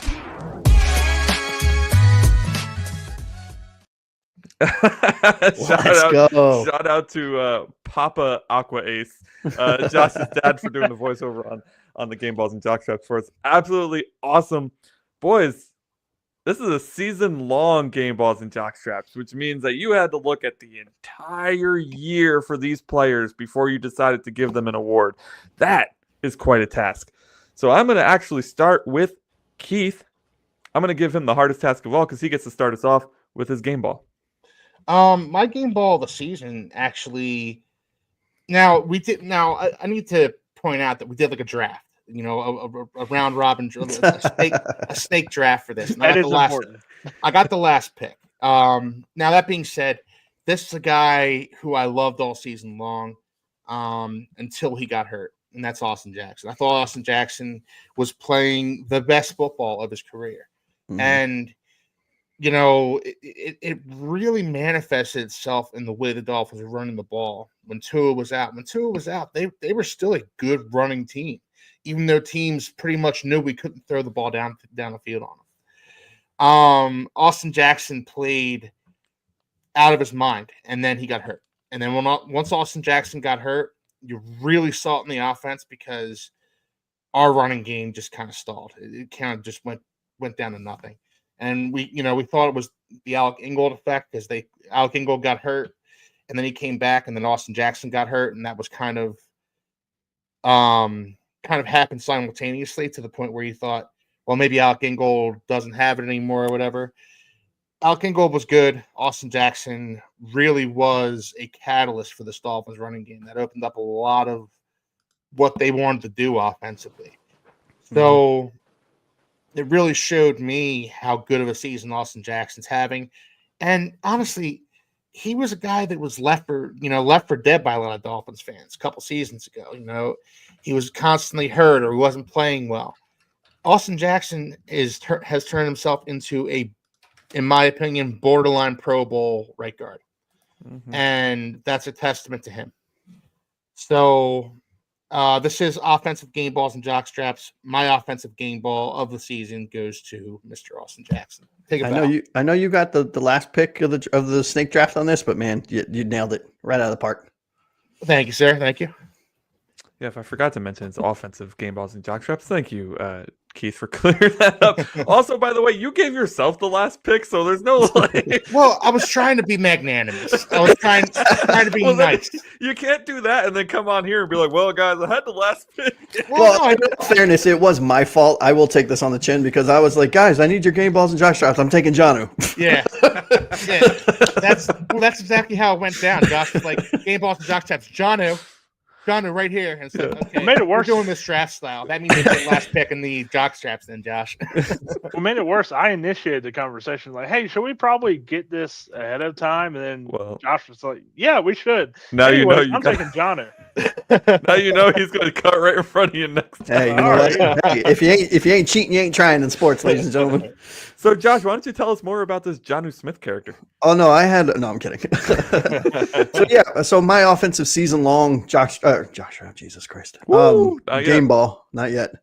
My offensive season-long game ball went to none other than Jonnu Smith, who was a revelation in this offense. I'm about to bore some people. I'm a stats guy. Receptions, he had 88, which ranked fourth among tight ends in the league this year. Receiving yards, he had 886. Also ranked fourth among tight ends. Receiving touchdowns, he had 8, which was second among tight ends in the NFL. 109 targets, which was fourth in the NFL. Yards per reception at 10.1, which put him at 7th in the NFL. Yards after the catch per reception was 5.9, 9th in the NFL. So far, top 10 across the board. Passer rating when targeted, 121.2. which was great. I think that ranked him. I'm sorry, I can't read my own writing. Ranked him at 23rd among tight ends, which is kind of shocking. I don't know if that math is mathing properly. Average depth of target was 5 yards, which was very low, all things considered. And the fact that he still had the numbers he did shows what kind of year he had. And he only had 4 drops, right? Which ranked him in the top 10. He had a standout season. I mean, I think the fact that we had a tight end come in who was much maligned at his previous couple stops. I mean, yeah, sure. He had a good season last year. Okay season at Atlanta. When he came from Tennessee and went to New England, he was hyped, right? And did not do anything for them for 3 years and collected $30 million, right? Good for him. But he broke multiple Miami Dolphins tight end records, historical records, right? He set the franchise records for both receptions and receiving yards this year for a tight end, and was very close on the receiving touchdowns one as well. Actually, I think he might have broken that in one of the last games, but don't quote me on that. Needless to say, he had an outstanding season. I hope to God. I don't know what his contract is. I think we have him for 1 more year. I hope it's not a player option, but I hope we re-up him in the offseason and lock him down for long term. Yeah. Yeah, fantastic season by Johnny Smith. I mean, there's not really much to add to that. He broke Dolphins records at tight end. I know we've talked about this before. We haven't had like the who's who list of tight ends, but we've had some decent ones. For him to break all those records in just his first season here, after admittedly a really tough start. I mean, his first 4.5 games as a Dolphin, he had backup quarterbacks. Yeah. Well, and he like the first 5 games, I think he only had just over 200 yards. And at one point, we commented on Jonnu, like maybe in the first or second game of the season, where he looked disengaged. He was, yeah. First game of the season, he looked lost. Yeah, and he really turned it around. So that's a testament to him. And not for nothing, right? When you think of Jonnu Smith, you think of a receiving tight end, but his stats in the blocking game and in the run game were amazing. He was very, very good and ranked very high in those stats as well. Yeah, and not only that, when also you consider. And this comes to the play calling thing. Didn't really put him in the best position sometimes. We were running halfback tosses to him, and he was doing the most with it. So, yeah, put up absolutely insane stats, record-breaking for the franchise. Unbelievable. Shout out to Austin Jackson and Johnny Smith so far, guys. 2 game balls that we've given out for our offensive season game balls here on the Fins forecast. Next, we're going to go over to Taylor. Now Taylor, I forgot who your game ball was. I'm seeing it on the sheet. Now I realize why the offensive line talk was, you were so heavy in that. Why don't you hit us up with your offensive game ball for the season? So my offensive game ball goes to Aaron Brewer. I said a lot of what I kind of feel about his season in our grades, but I mean, I think it really comes down to also Connor Williams leaving in the offseason, the fan base being like, man, we need a real center. We need a real center. And then we get this undersized center from Tennessee, and there's a lot of people talking about, oh, this is going to be a bust. He's not going to fit. He's going to get absolutely demolished. And what we see through the end of the season is a really dang good run blocker. He does struggle a little bit in the pass game, but I think he does more than enough to hold his own. The only issues I really have with his game are he has a few penalties that I want him to clean up, and he did struggle down the stretch. Other than that, like, he more than exceeded my expectations, and it's been a long, long time since I have really been excited for a center on the Dolphins. Yeah. Do you think his struggles down the stretch were him, or the fact that he had 2 high school level guards on either side of him? Well, he had that the whole season, so I think it also just has to do with the team struggles, towards the end of the season. I think it was a breakdown too, Taylor. I think it was just like Liam Eichenberg loses Austin Jackson, and then his play declines, and that kind of moved down to Aaron Brewer. Robert Jones loses Teron Armstead for some of the season. His play declines, and that moves down to Aaron Brewer. Like, I don't put a lot of it on Aaron Brewer. A lot of his struggles towards the end of the season. I put it on the guards. I put it on the fact that you need guards that are able to stand on their own and don't have to rely on their outside tackle in order to thrive. University of Texas. Excuse me, guys. Sorry. Well, we'll talk. We have plenty of time for draft talk. Yes, Josh, we do. So let's not get into that just yet. Premature draft talk. Yeah, thank you, Taylor. So, guys, I'm honestly a little shocked. We have 2 offensive linemen on the game balls for the season. That either speaks loudly about how bad the rest of our skilled position players were, or it speaks loudly about how good the offensive line was, or it doesn't speak to any of that, and it just says that, well, we had to pick somebody, so we picked these 2. So I'm gonna end the game ball session with my boy at running back, Devon Achane. 1,499 yards. He couldn't get one more yard. Come on, MMD. You got to know that, man. You're a numbers guy. He doesn't get him that one more yard at the end of the season. But I got to say, man, this is an impressive season from a guy because the 4 games that Tua was out, or 5 games that Tua was out, he didn't break 100 yards in any of those games. He had really bad time without Tua behind center. And, of course, because nobody was scared of the quarterback.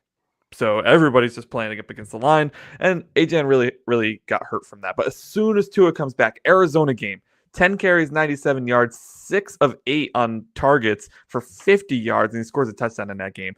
I mean, it was like fantasy footballers must have just been in such a moment of rejoice that Devon Achane is back. Right? He's back, baby.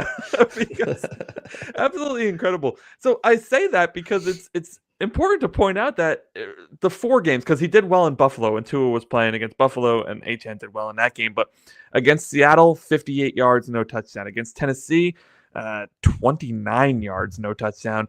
In New England, he only had 19 yards. I think he got hurt in that one. Taylor mentioned that before. Yeah. And then Indianapolis was his best game of the group without Tua, where he had 77 yards rushing and 8 yards receiving, so he had 85 yards. And again, though, no touchdowns. So for him to put together a 907 yards rushing, 592 yards receiving, for those who are not very good at math, that's 1,499 yards total, along with 6 touchdowns receiving and 6 touchdowns rushing. That's 12 total touchdowns. Absolutely phenomenal. I'm kind of bummed he didn't make the Pro Bowl. I'm not kind of bummed. I'm super bummed he didn't make the Pro Bowl because this is a very deserving season for a running back to make the Pro Bowl, and I feel bad for him. Yeah, like you said, Anthony, Devon Achane was probably our top offensive weapon all season long. Even more so than Jonnu, more so than Tyreek. Yeah. You know, he was our rock. So yeah, he certainly deserves the game ball, probably of the entire offense, in my opinion. Yeah, of the 3 that we mentioned, I think Achane was the best player of the 4 rather that we mentioned. Yeah, and I still don't think he's reached his potential. That's the thing. Like, what's so special about Achane, I think, is his adaptability to play running back and wide receiver. Where it's not like, oh, he needs 20 carries. No, he needs 20, 25 touches. It doesn't matter how he gets it. Like, this dude needs to get the ball. Well, Taylor's going to straight stay on that, banging that drum. Put him at wide receiver. Put him at wide receiver. Put him at wide receiver. I mean, he's not wrong. Achane only had 20-plus carries one time. And that was against Buffalo in week 2. All the way back in week 2. And he's not built to carry the ball 20 times a game. Right. No, that's and I will say that's the only thing about him that I'm not a fan of. Yeah. It's the fact that he can't be an every down back. He shouldn't be. I mean, he can be if that's all we have. He does have the mindset for it, though. Which he that's not a knock on him. But he's not a Saquon Barkley. He's not a Derrick Henry. You know, he's not an Derrick Henry.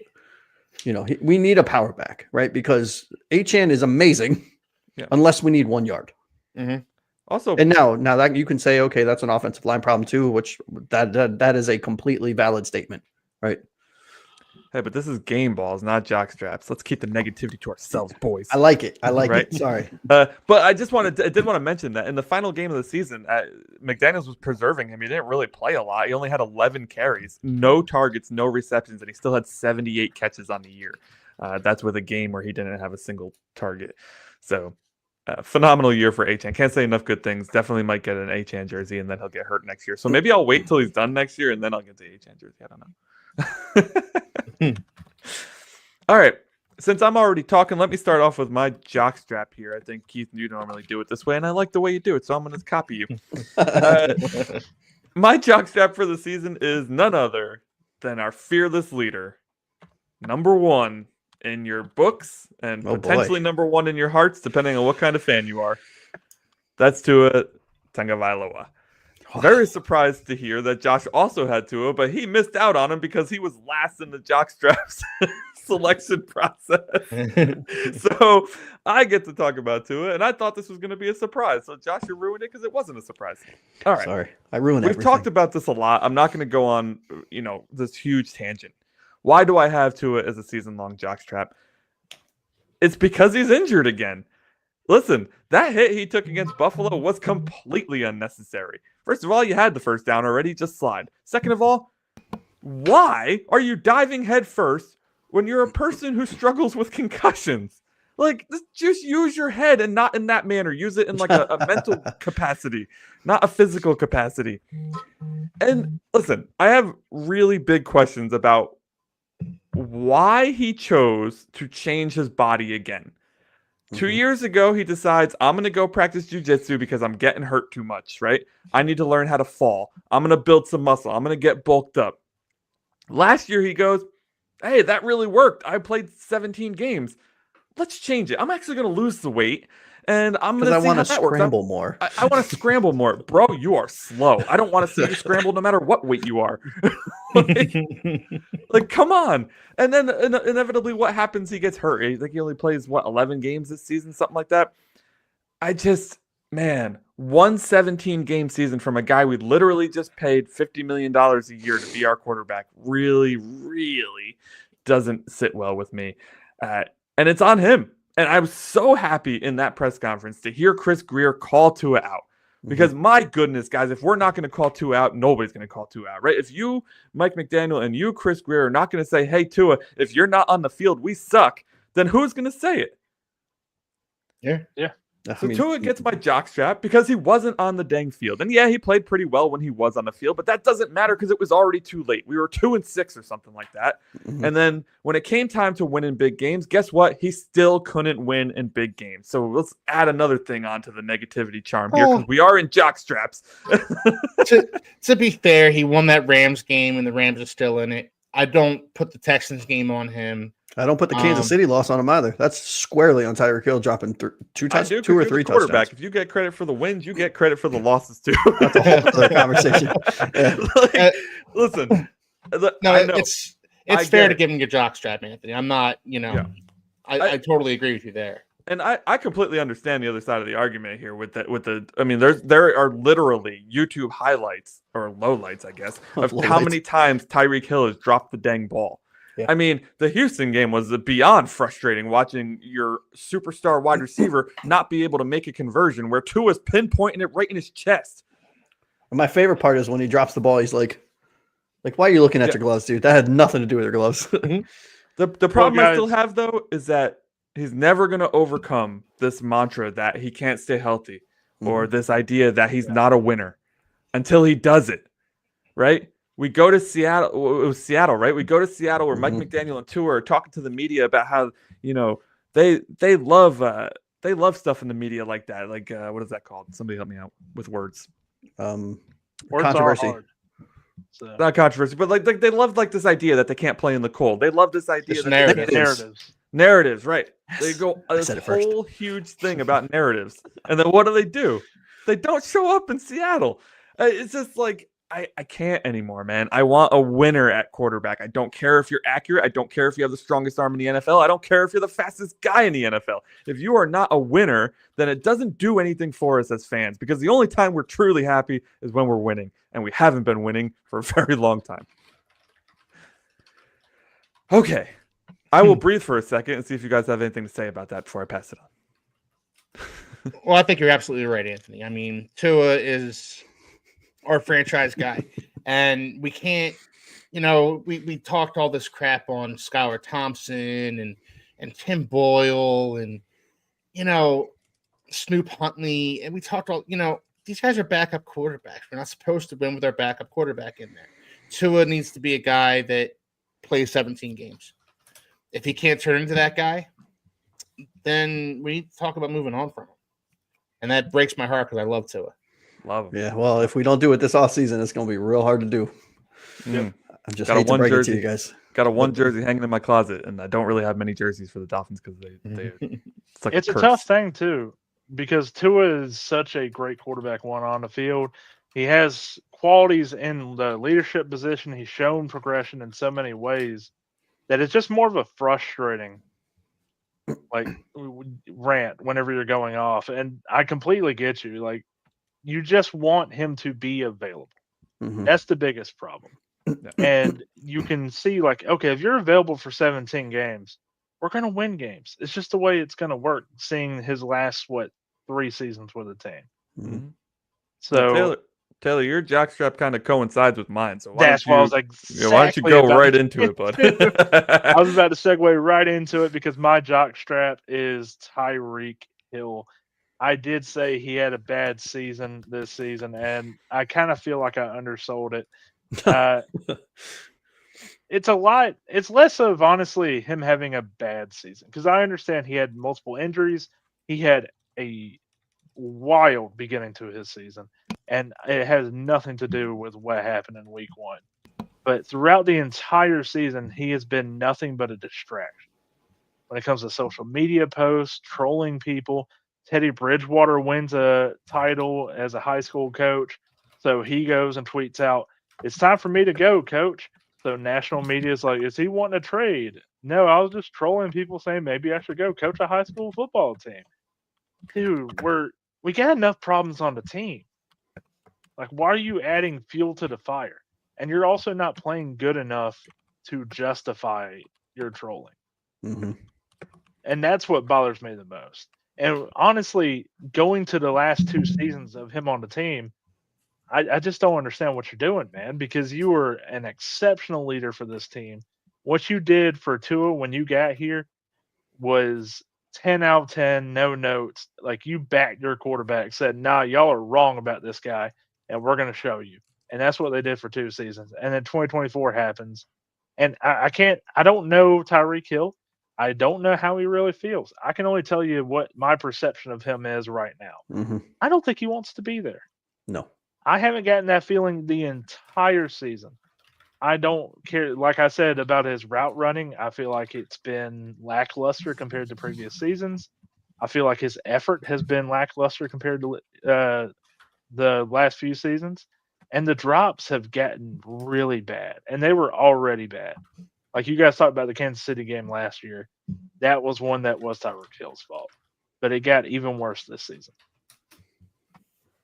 Yeah, the thing that annoyed me the most about that Kansas City game is like everybody starts immediately popping off narratives and popping off onto it. And it's like, bro, he hit Tyreek in the end zone at least twice, if not 3 times. That's a very different game if his receiver can catch the ball. Mm-hmm. Yeah, and that's why I have such a hard time with the discussion. Well, if quarterbacks get the credit for winning games, they should also get the credits for losing games. And I know, Anthony, that was a throwaway for you, but I've had discussions with fans, and it's like, well, this is a team sport. Tua didn't win us the game, but he also didn't lose us the game. You know what I mean? And unfortunately, in those games, like Kansas City, and I keep going back to that one because that was a big one that I wanted.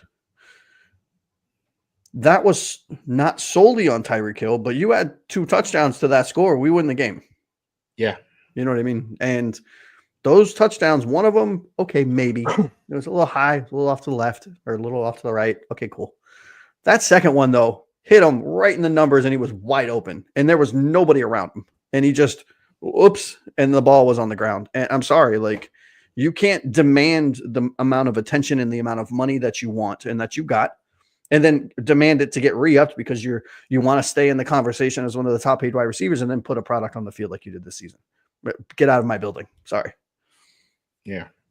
I mean, there are certain guys that you go into a season and you think, this guy's act is getting a little old. And that's kind of how I felt going into this season. His act is getting a little old. His me mentality is getting to be a little bit old, and he was pretty ideal teammate throughout his first 2 years here. Anthony, you pointed it out a couple times, 1,700 yards in each of his first 2 seasons with the Dolphins. This season, the crack started to show, though, and it's got to the point for me where it's like the juice isn't worth the squeeze anymore. Yeah, and I think what bothers me the most with Tyreek Hill is that when he was being force fed the ball, trying to get to that 2,000-yard mark, he was engaged. Yeah. Right. And the minute that he came out and said, we're not going to do that anymore, I'm more of a team player, is when he completely did a 180 and pooped the bed in every aspect that he possibly could, both from a social media standpoint, the way he was interviewing, what he was saying in those interviews, and how he was producing on the field. And I'm sorry, that shows me that Tyreek Hill is, in fact, a me player. He is not a team player. There is no I in team, but according to him, there is an M and an E. So, it's one of those things where it sucks because Tyreek Hill, I still think, is a top 5 wide receiver in this league, and I don't think there's a conversation to be had there. Mm-hmm. The problem is what we talked about on our last show. There's redundancy at the position, and we just paid Waddle. I think it's time for us to move on, transition Waddle into Hill's role, and get us a big body wide receiver. I think my favorite talking head reaction to this was, I think, Jesse Palmer and Steve Smith have a show, and Palmer says to Smith, well, it seems like Tyreek is, first time losing season in his life. He's having a bit of a fit, and just Steve Smith didn't even have to say anything because he was on so many losing teams. His face was just the whole story, and it was so good. I was like, you don't even need to see anything, bro. You don't even need to say anything because your face tells the whole. All right. Josh, why stop here, bud? Keep on talking. Who is your jockstrap for the season? Yeah, so mine goes to Mr. Rob Jones. The legend himself. I think a conversation could be had of who was the worst offensive lineman. For me personally, I don't think it's close. I think he was the worst offensive lineman over everyone that we had play this year outside of that one game that one undrafted rookie from Jackson Carman was a beast. Okay, you have to say his name again. Excuse me. We're gonna let it go. Sorry, guys. Just throw in the Jackson Carman slander again. Our GM's already done that. Yeah, right. Talk about how heavy that bus is. But anyway, so Rob Jones, right? So I'm a stats guy, like I did with Johnny Smith. Sit back for a second. Here we go. Overall grade. This is per PPF or PFF. Sorry. Overall grade was a 56.1, which ranked him 94th out of 135 qualifying guards. That's pretty good. Okay. Pass blocking grade, 54.3, which ranked him 89th. Run blocking grade. Hold on to your. This has to be last. Are you ready for this? 56.3, ranking him 97th out of 135. In terms of penalties and sacks, okay, he committed 7 penalties, ranking him 113th out of 135 guards. And he allowed 5 sacks, putting him at 116th. Bad across the board. I mean, just a bad player, right? Not for this. Like I said, Rob Jones, I'm playing both sides of the coin here. Excuse me, guys. He was put in a position that does not justify where he should be. He was starting when he should be our 7th, 8th, 9th, backup to the backup type player. That is who Rob Jones is. Okay. That is who he is. The fact that he was starting is concerning. Now the conversation could be had. Well, why is he starting? And we already had that conversation. Go back and check our last week's show. But you look at the product, nonetheless, he was on the field. He has to be held accountable. We believe in accountability on the show, fellas. And he was not good. He was not good all season. He was not good last season. He's not going to be good next season. So hopefully somewhere else. Well, he was undrafted for a reason, I guess. And somehow made it into our starting lineup. I don't know what that says about our talent evaluators. That's a fair point. Watch next week's show. By the way, he played left guard, and Liam Eichenberg played right guard. And I think Keith knows a little something about him. I do. Liam Eichenberg was my jockstrap of the season. Now, look, Liam Eichenberg played okay-ish football until Austin Jackson went out. Mm-hmm. And then once Austin Jackson went out, he was exposed. Thing is, this guy has been with the Dolphins for the past 4 seasons. He was a second-round pick. Dolphins tried him out at tackle. They tried him out at center. They settled him in at right guard and said, you have the right guard spot. Go ahead and take it and run with it. And you can't let your play fall off because you're missing the guy on the right side. That's an indictment on him. That's an indictment on. That's a, shows how good of a player he is, but it's also an indictment on you. That one guy goes out and your play falls to pieces. Mm-hmm. In the running game, in the passing game, he just was not a good player this season, and I'm ready to move on from him. So he got my jockstrap. There's plenty of criticism to go around for this Dolphins offense. I think that's the main theme we're talking about here, guys. Where it's like all season long, we criticize Tua for getting hurt, we criticize Tyreek Hill for having key drops, or the offensive line for not blocking correctly, or Raheem Mostert for having a key fumble, Al Gingold for having a key fumble. This was a disappointing season for the Dolphins offense as a whole. Yeah. Plenty of criticism to go around. So look, guys, we're getting up to the hour and 45-minute mark here. We've talked about offense. We're going to get into defense next week. Next Wednesday, we're going to get into defense. So I'm just going to get right into final thoughts from you guys. Anthony, you have any final thoughts for us here? Yeah, I did want to mention that if you guys have your game balls and jockstraps, please leave them again in the comments below, because we love reading your comments.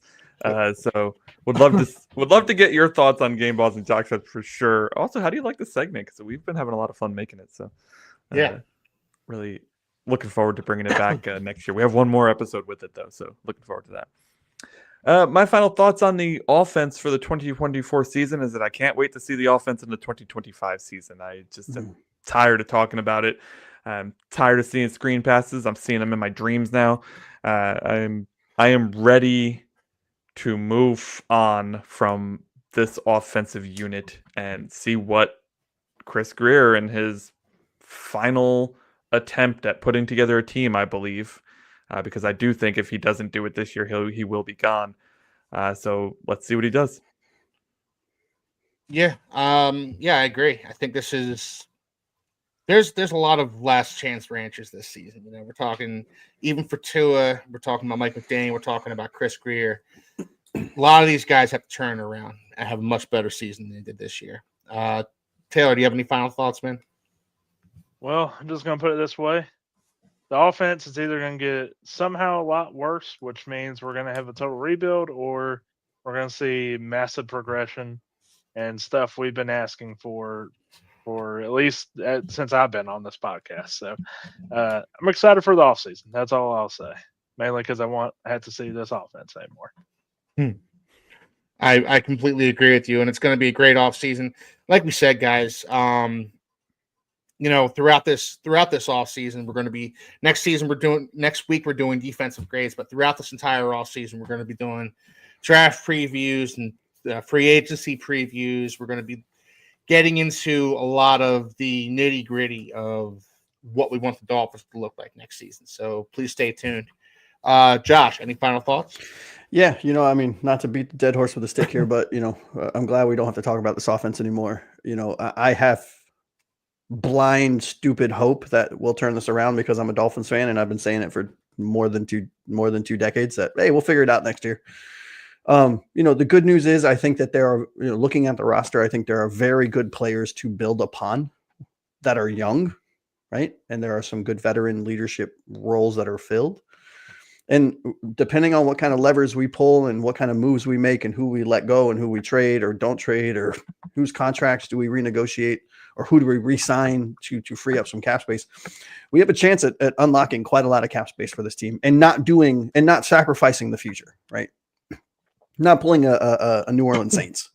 And so, and there's some really good free agents that are coming out this year, and there's some really good draftable players that are coming out this year. So this team is going to look different next year, right? Thank God.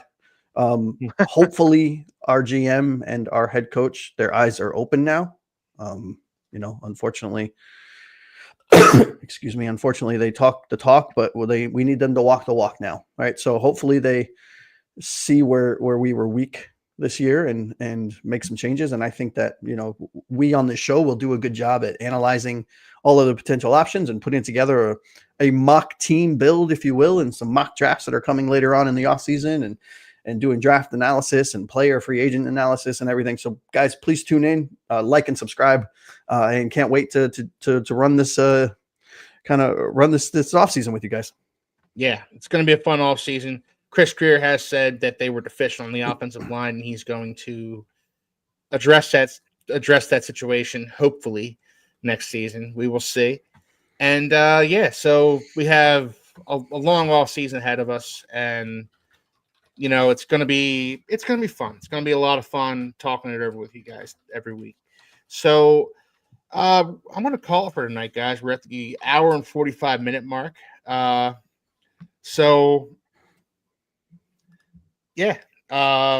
going to just say good night for myself, for Anthony, for Taylor, for Josh, the Aqua Ace. Josh, I really hope you feel better next week, man. I appreciate you guys.